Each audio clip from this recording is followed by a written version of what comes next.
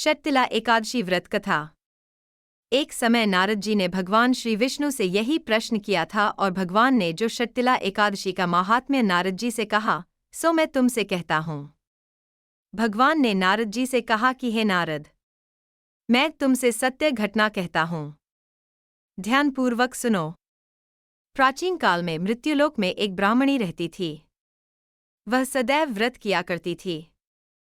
एक समय वह 1 मास तक व्रत करती रही। इससे उसका शरीर अत्यंत दुर्बल हो गया।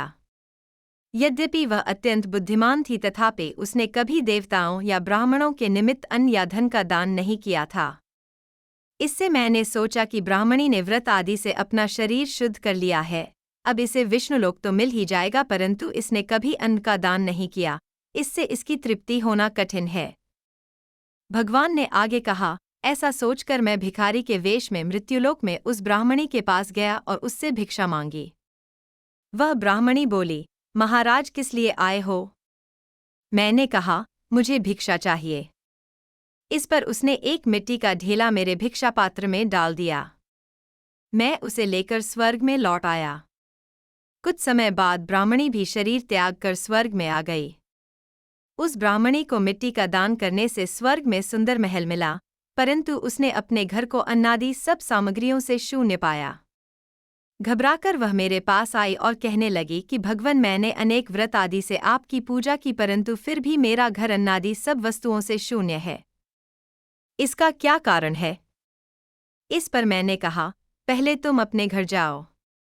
देवस्त्रियां आएंगी तुम्हें देखने के लिए।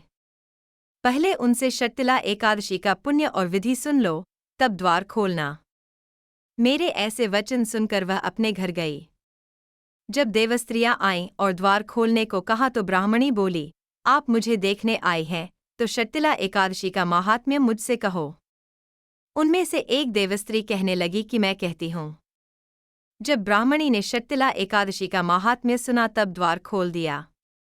देवांगनाओं ने उसको देखा कि न तो वह गांधर्वी है और न आसुरी है, वरन पहले जैसी मानुषी है। उस ब्राह्मणी ने उनके कथनानुसार षटतिला एकादशी का व्रत किया। इसके प्रभाव से वह सुंदर और रूपवती हो गई तथा उसका घर अन्नादि समस्त सामग्रियों से युक्त हो गया। अत मनुष्यों को मूर्खता त्याग कर षटतिला एकादशी का व्रत और लोभ न करके तिलादि का दान करना चाहिए।